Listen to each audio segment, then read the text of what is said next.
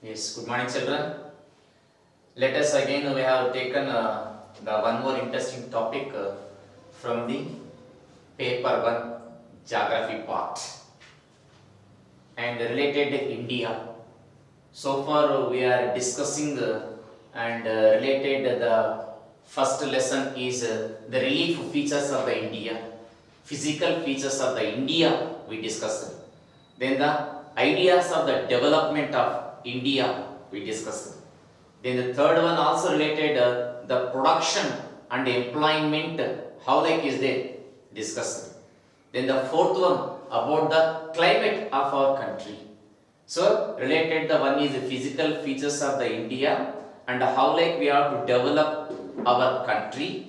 Then what about that employment conditions and economic activities of India. Then the next one that is the climate of our country. Then the next one we are related the water bodies we are discussing.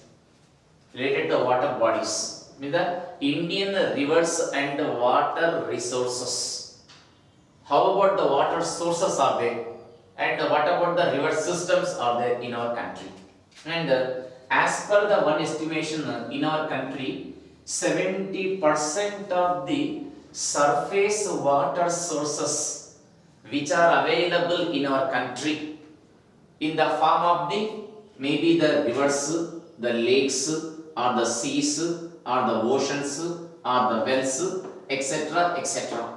All those things which we are going to be experiencing on the surface of this earth, no, and they are becoming polluted.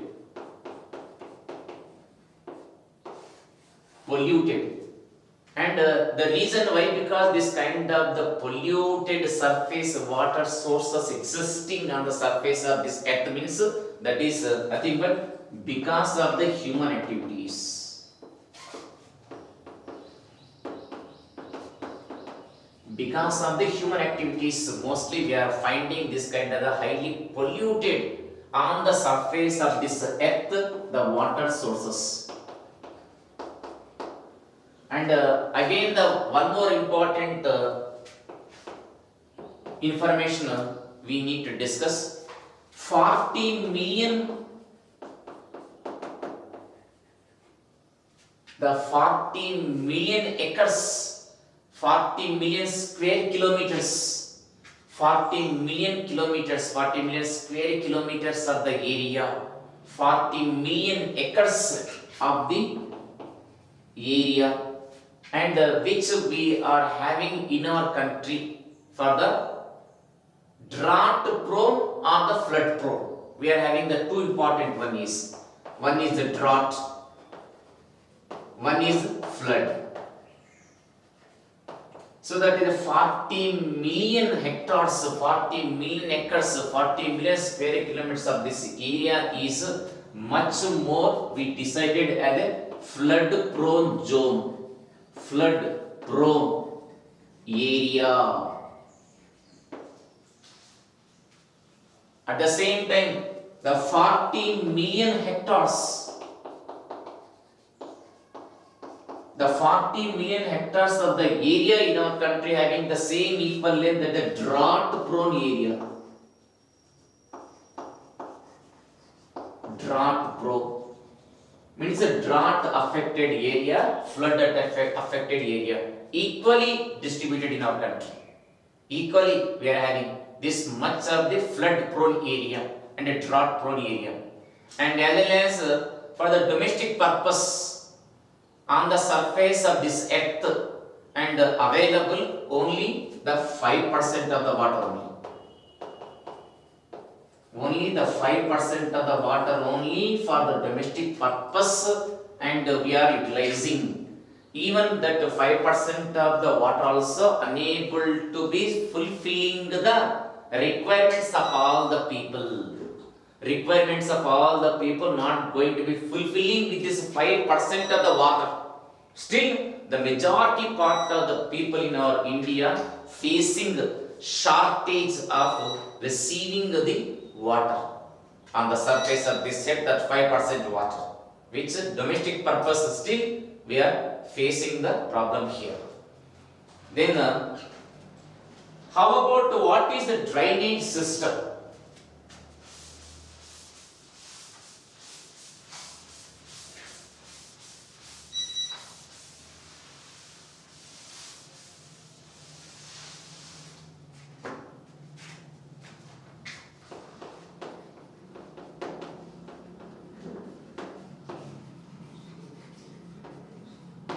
Drainage system of India. What is this drainage system? And in general, you might have learning, you might have knowing, you might have listening this common word drainage, drainage.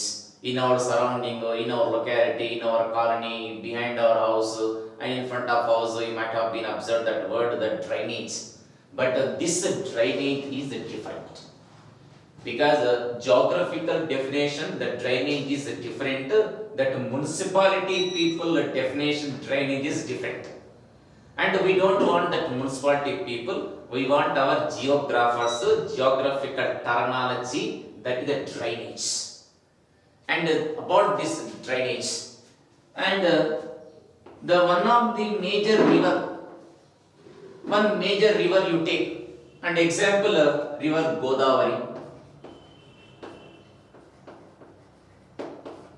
And river Godavari, and related this river Godavari's tributaries are the channels, are the streams, are the canals, etc. And related this river spreaded throughout the different parts of the. Example, you take one state, Andhra Pradesh, spread it here like this. This area, we are saying this is the state Andhra Pradesh, spread it like this totally. So this area can be called as a drained area. Drained area. Drainage means this particular river drained that area by flowing, by facilitating the water, maybe through its tributaries, through the channels, through the streams, through the canals, etc. etc. Facilitated, provided the water.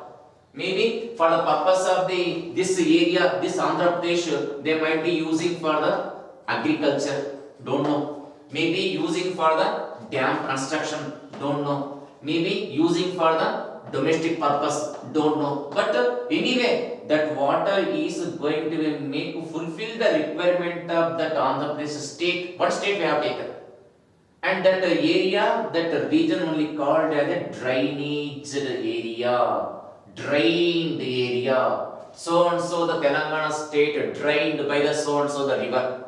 So and so the country, the 5 states drained by the so and so the rivers. So and so the Andhra Pradesh is drained by. Drained means you have to keep in mind its tributaries, channels, streams, canals, etc. Linked with that is one of the major river. They are concerned water in different forms.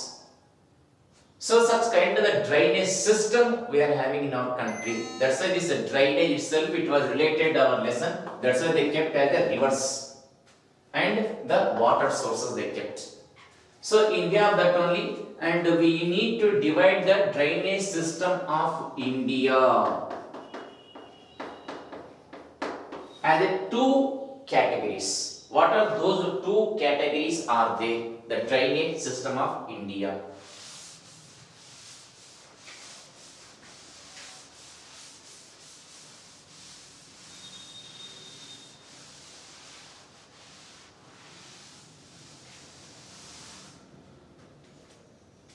Two categories are there here.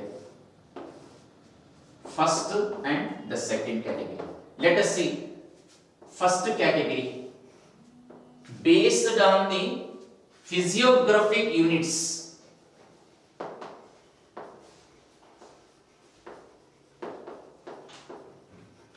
Based on the physiographic units, drainage system of the India we classified as the 3 categories. One is the Himalayas.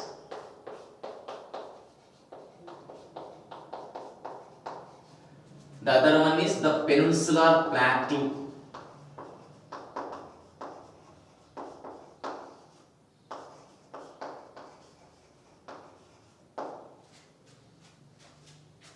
The third one is the Indo-Gangetic Plains.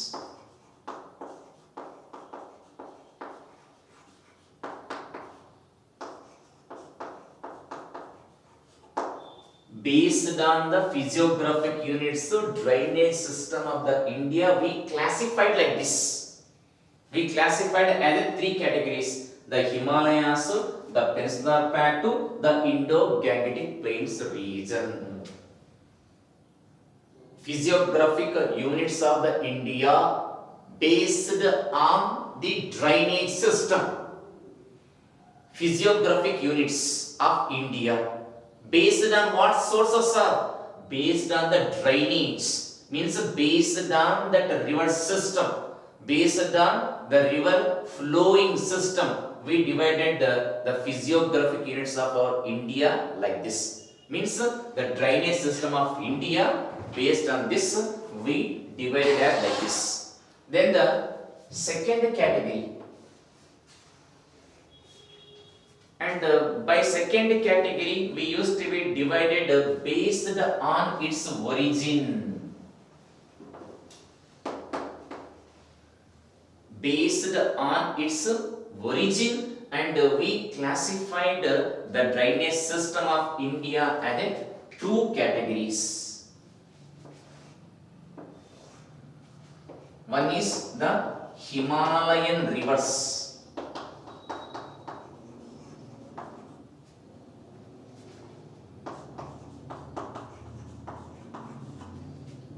and the other one is the peninsular rivers.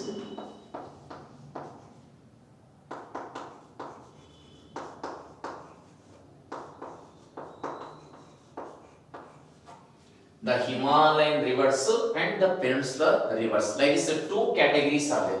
Don't confuse and be carefully and classify the drainage system based on the physiographic units like this. 1, 2, 3. And based on its origin. Origin means the formation, birth, born. Based on that, the drainage system we classified as the two categories only. One is the Himalayan rivers, the other one is the peninsular rivers. And let us see. We will take the one by one. And one is the Himalayan rivers. But we don't discuss here related this Peninsular Plateau and the Indo-Gangetic Plains. These two we got it already in the first lesson, and moreover you two don't have in this fifth lesson related that topic. Just they divided the physiographic units, so they mentioned here, but in this lesson we don't get related the Peninsular Plateau. We got it in first lesson, relief features of the India, and Indo-Gangetic Plains related, this also we got in the first lesson in a detailed manner. Here they given that water related topic, water sources. One is the Himalayan rivers, we can say. Himalayas, Himalayan rivers. Why didn't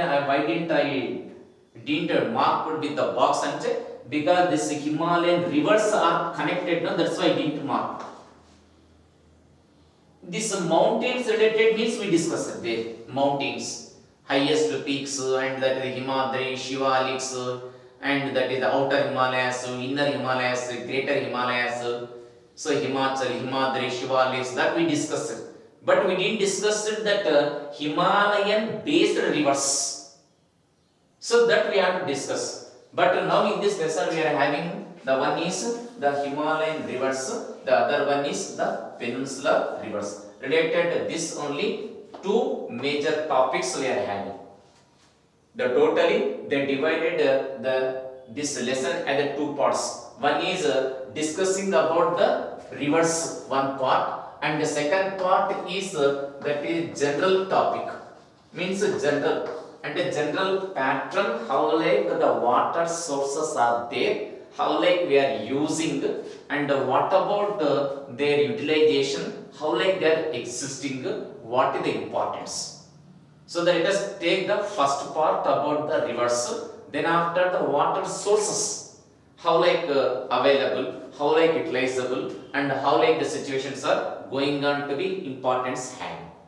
Let us take that in the Himalayan rivers now.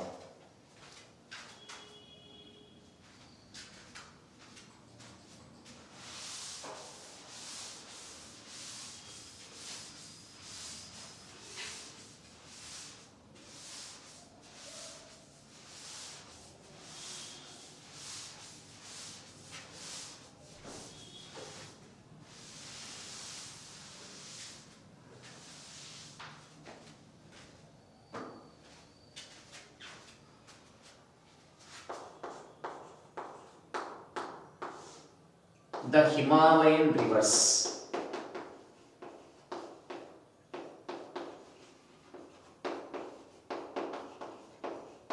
How about these Himalayan rivers are there here? Means the systems of the river in India. We used to say that is the systems, Indian river system. Once they asked in one more question, classify the system of rivers in India. Classify the Indian river system. Simple one more question. Classify the river system of India. One is just like that you can write the Himalayan river system. I wrote in a brief manner. And the other one is the peninsular river system. Peninsular river system. Two systems of the river they are having. One is the Himalayan river systems, then the other one is peninsular river system. System is, don't think as like a politics system method like that. It is system that is one organization like that we think. Means that network you think. Network in the form of that different areas, locations, tributaries like that, spreading like that only. You just imagine like that only. So that the river systems are like that. So among them, the one is we are taking that the Himalayan rivers. What about the Himalayan river system? How like is they here? And just a difference you know that is. First of all, what is the difference, sir? Why you called this one as the peninsular river? Why you called this one as the Himalayan rivers, sir? What is the difference? The basic difference you have to know. What is that Himalayan rivers? And the Himalayan rivers are they? River Indus, River Ganga, River Brahmaputra.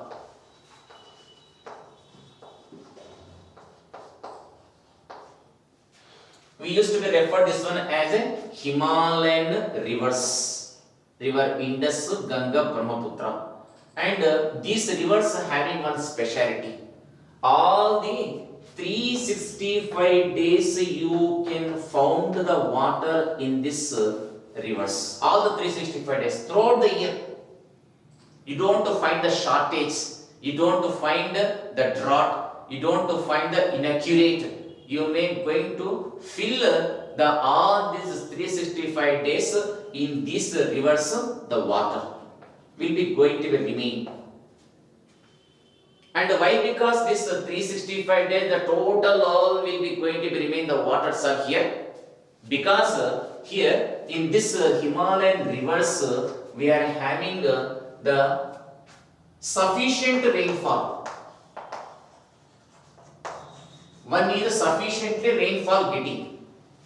The regions wherever they are flowing, originating, spreading, there we are getting the sufficient more than enough rainfall. The one reason. Then the other reason is they are also located in between the Himalayas. In between the Himalayas means Himalayas means here we are having the iceberg we are having, and as well as we are having here that is glaciers, ice flakes,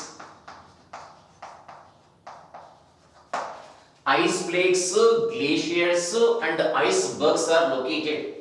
So this iceberg, ice flakes, glaciers, these will be going to be melting due to the melting of ice flakes or glacier, solid manner, having this kind of glaciers, iceberg, ice flake, ice is melting process also going on to be continuing. And moreover, at present global warming situations, because day by day we are all observing the temperature increasing. So in view of that one, that rivers which are located in this part of the region will be going to be remain with water. One is river Indus, river Ganga, river Brahmaputra. And the other name of this Himalayan rivers also used to be called as the perennial rivers.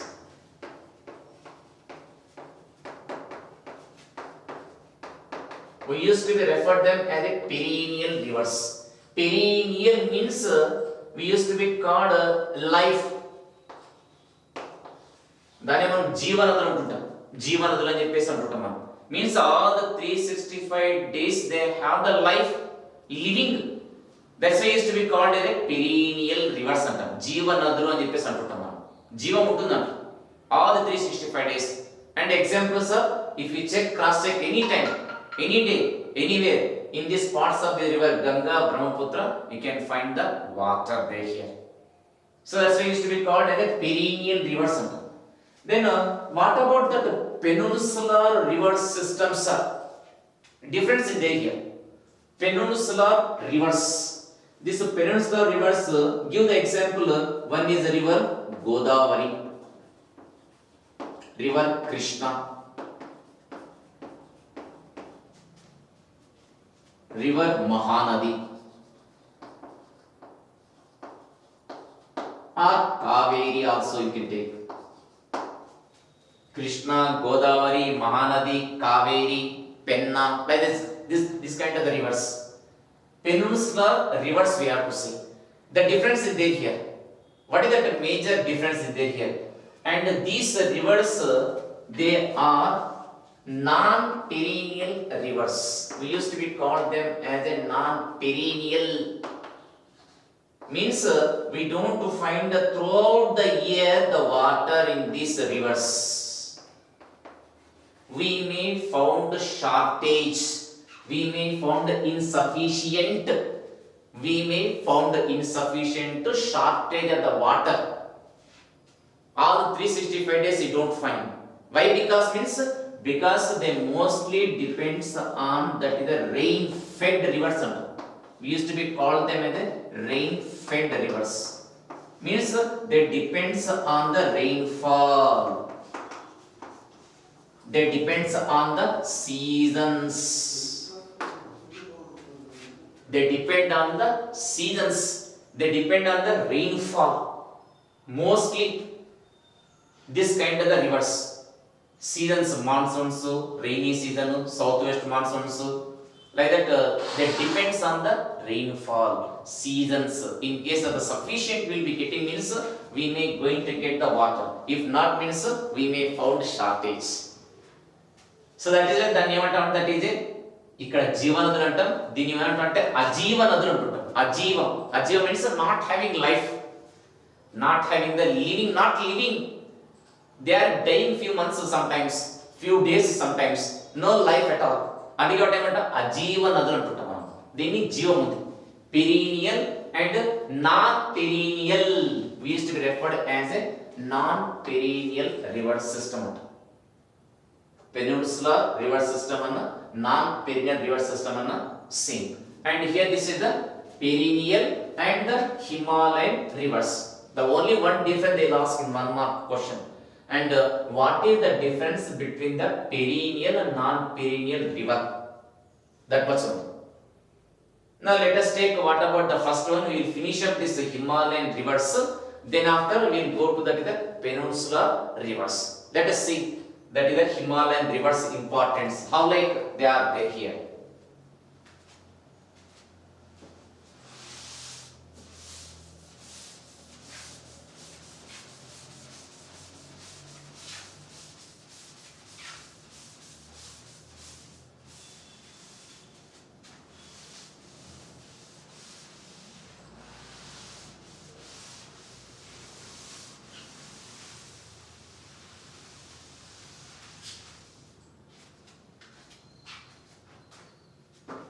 And as we said that the Himalayan rivers, examples we given, that is the river Indus,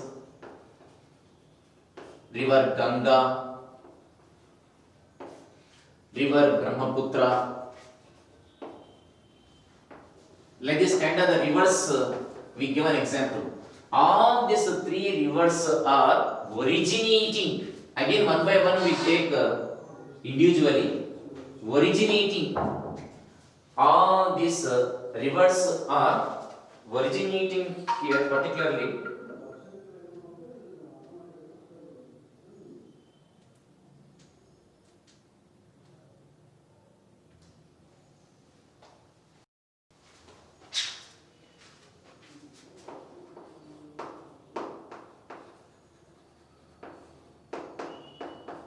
Originating the same place, just by having a few kilometers distance. Same region, and by maintaining a little bit a few kilometers distance, they are originating. They born, they forms in a particular one region, one location, one place, one country, one thing, and just having some few kilometers distance, by maintaining, they started to be originating, they started to be flowing. And how like this one, and basically this all the three rivers we will discuss individually one by one later. కానీ ప్రస్తుతానికి మాత్రం మనం only the Himalayan reverse మాత్రం చెప్తున్నాం అంతే. Again you will take individual that kind of things.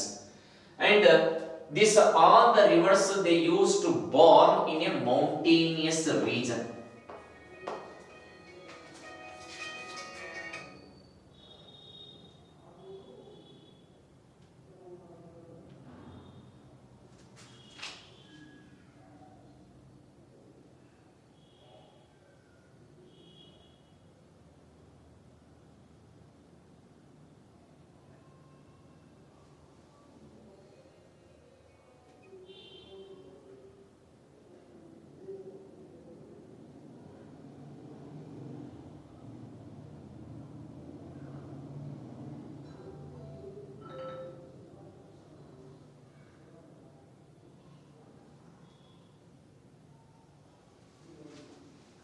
So in view of this, the mountainous region, higher elevated region, higher regions in general, there we used to found this mountainous higher altitude regions they are born.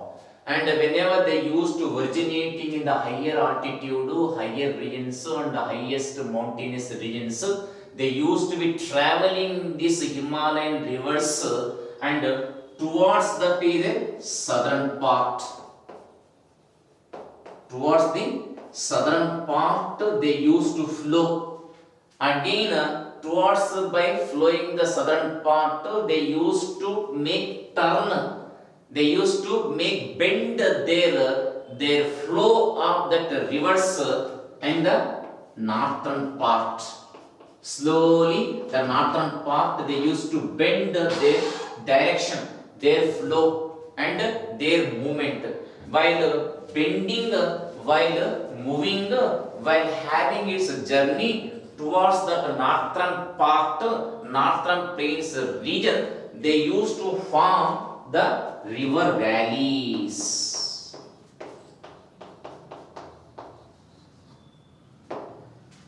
They used to form the river valleys, and especially river Indus and river Brahmaputra, especially these two rivers, not Ganga. River Indus and river Brahmaputra, while originating and because all these Himalayan rivers parallelly towards the mountains, parallelly towards the mountains, they used to move always towards the mountains. They used to flow towards the mountain parallelly in view of that one, and toward the southern part also by flowing. Later it takes turn in the northern part of the distances, and after turning that northern part of the distances and corners may be going to form the valleys, and that valleys based on the river flow, no? That's why used to be referred that one as a river valleys. This kind of the river valleys formation can be found because of this Himalayan rivers, and this river valleys will be going to be remain forever like that only, because this river valleys were originated formed by the perennial rivers, and this kind of perennial rivers makes much more northern part of India. You can found a majority part of the valleys, the river valleys, which are going to be framed, which are going to be formed by the rivers, especially this perennial rivers, which will be having they were attracting also the tourism. Even the tourism department also might be getting the income, the revenue from this kind of the attractive river valleys we can found in the northern plains region.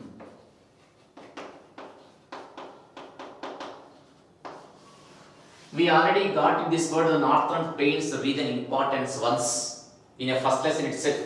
Northern plains of India, northern part of India, northern plains of the region India, in summer season especially, they used to get the dangerous, the dry, the hottest winds.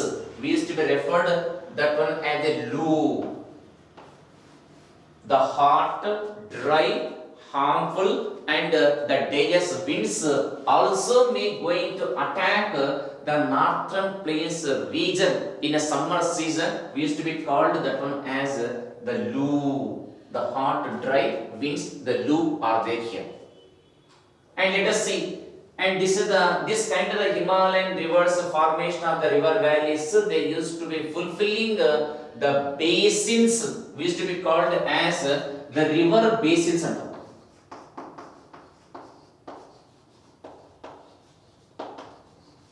River basins also will be going to be formed with the help of this Himalayan rivers. These Himalayan rivers might be helped to form that river basins also throughout the different parts of the northern part of India, not only, and where these Himalayan rivers are born, originating, floating in those areas, we used to found that kind of the river basins. And as well as we used to found the Himalayan rivers based drained area also. Drained areas also we can found. Means so and so the river is drained in the so and so states. So that states can be referred as a drained area of the so and so. So like that, the Himalayan rivers drained area mostly the much more useful for agriculture and domestic purpose, and for the purpose of the generating the hydropower. Because of having the continuous the water all the throughout the year filled with the water covered, we don't find the shortage. And let us take the one by one this rivers description. River Indus and the Brahmaputra and the Ganga.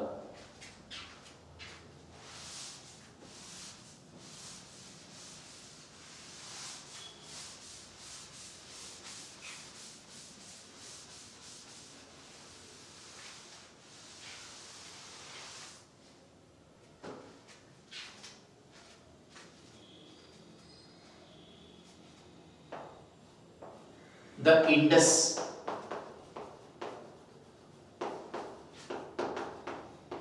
the Indus River. What about this river Indus? Where it is originating? River Indus originating and formed not in India, in Tibet. Tibet we are having. This Tibet is actually China. China we know that is nothing but the western part of the China only.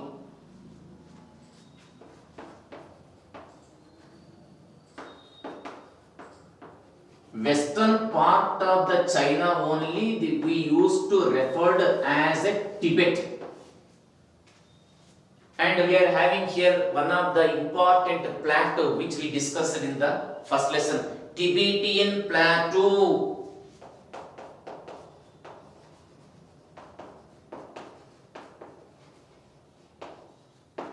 That's why China always asking, demanding this Tibet is our country, is a part of our country. We want to establish our power, position, government here in the Tibet. Because once upon a time, this Tibet is a western part of the China only. But independently they are having their own rules, regulations, guidelines, system of the government. They are existing. But unfortunately, nowadays the China trying to occupy the Tibet. Related the Tibet and the China India relations, we may going to get in history part one lesson separately we are having. We don't discuss now here. We related the rivers, no, we will discuss here. So in the Tibet country, Tibetan Plateau region, in the Tibet, and here we are having one of the important lake is there, Manas Sarovar Lake. Manas Sarovar Lake. Near the Manas Sarovar Lake and in between the Kailas range of mountains. Kailas range of mountains. Kailas Parvatam antuntam generally. ఈ Kailas range of mountains in between near the Manas Sarovar Lake in Tibet country, and we used to found the birthplace, means origination, originated, born or formation will be started to flow here. This river, which one? The Indus. Then again this river Indus not only flowing in this Tibet, it enters even in India also. Not only in India, but also it enters even in the Pakistan also.